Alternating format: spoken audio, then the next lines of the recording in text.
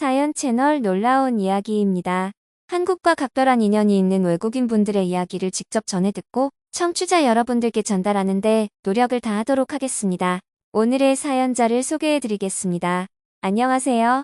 안녕하세요. 저는 미국 워싱턴에 살고 있는 30살 에밀리예요.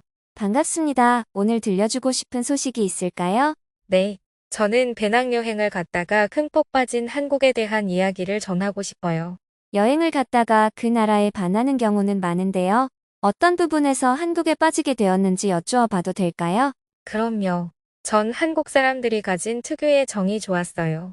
따뜻하고 정감 있는 정은 제가 다른 나라에 여행을 다니면서 겪어보지 못한 특별함을 느낄 수 있거든요. 저도 한국 사람이라 말씀하시는 정이 무엇인지 알 것 같아요. 어떤 일을 계기로 정을 느끼게 되셨는지 궁금한데요. 본격적으로 에밀리님의 사연을 들어볼게요. 오늘 제가 사연을 전하는 이유는 전 세계 어느 나라에서도 겪어보지 못한 한국 사람들의 정에 푹 빠졌기 때문이에요. 저는 다양한 나라에 여행 다니는 걸 좋아해요. 하지만 각 나라를 돌아다녔어도 느끼지 못했던 감정을 한국에서만 느꼈어요. 의도한 건 아니지만 중국 춘추절에 여행을 간 적 있어요. 중국의 춘추절은 정말 많은 인원이 이동해요.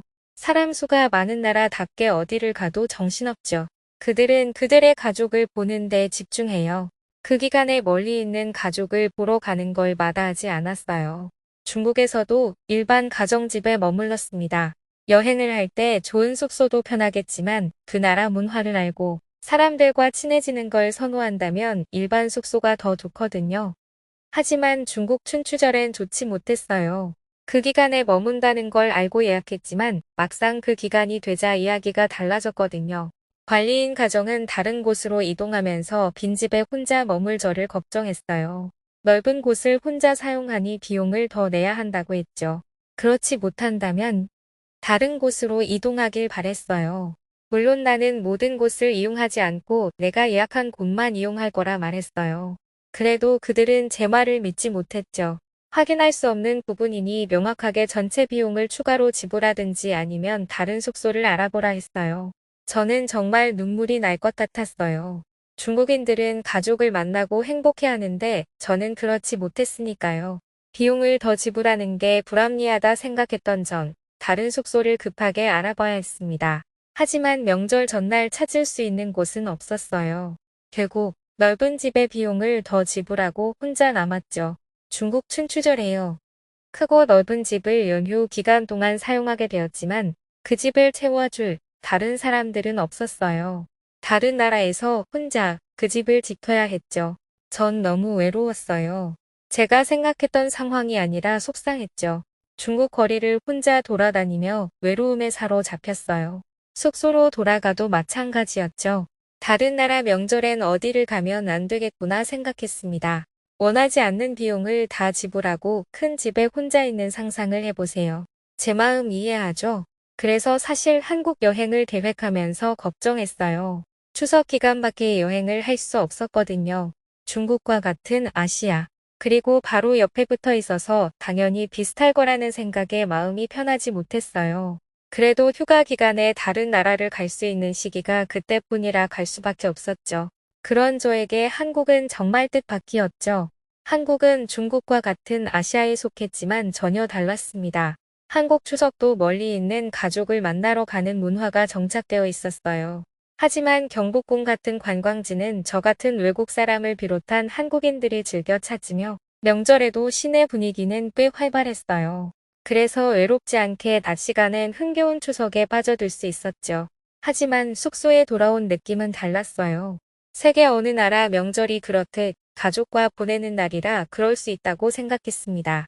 하루 일과를 마치고 숙소에 돌아와 혼자 먹는 저녁이 다소 아쉬운 느낌이 들었어요. TV에서 보이는 풍경은 많은 사람이 북적거리며 신나 보였기 때문이죠.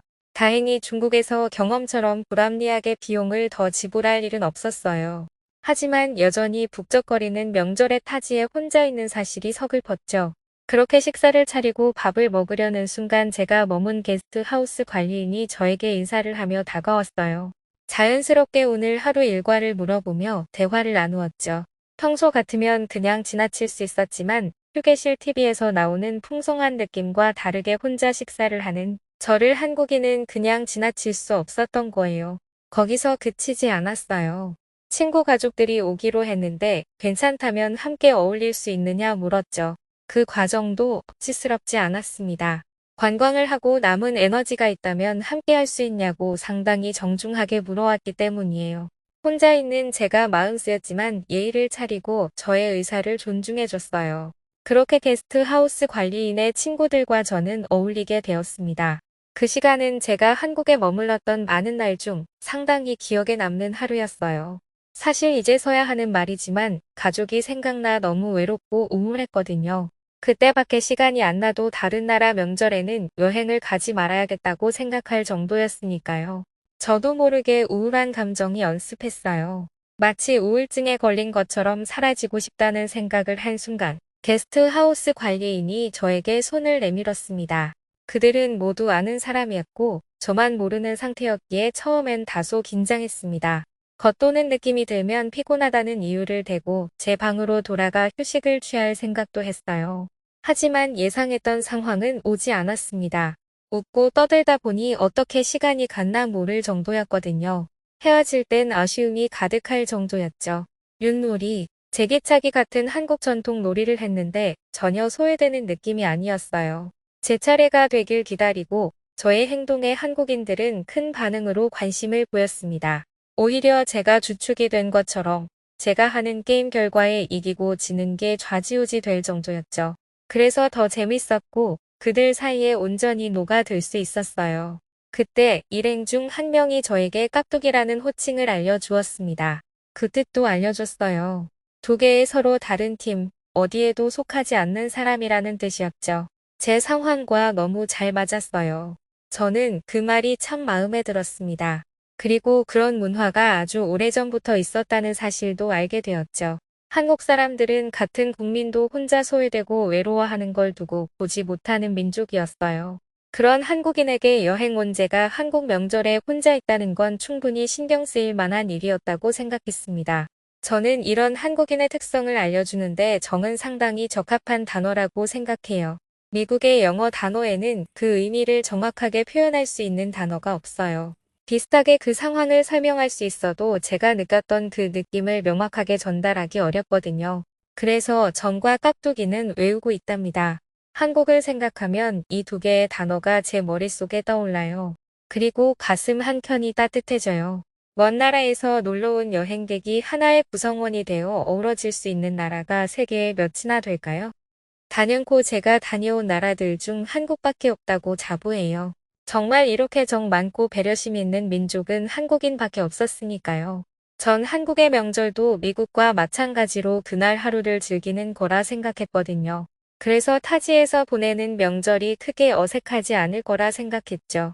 하지만 제 착각이었어요.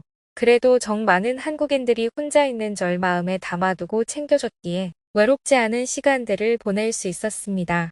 한국인처럼 따뜻한 마음으로 서로를 챙긴다면 이 세상은 더 따뜻해질 거라 생각해요. 한국에서 보낸 시간이 따뜻하게 남았다니 다행이에요. 사연 전해주셔서 감사합니다. 이상 미국 워싱턴에서 보내주신 에밀리님의 사연이었습니다. 지금까지 다양한 사연을 전해드리는 채널 놀라운 이야기였습니다. 다음번 영상에도 좋은 사연으로 구독자 여러분들과 함께하겠습니다. 감사합니다.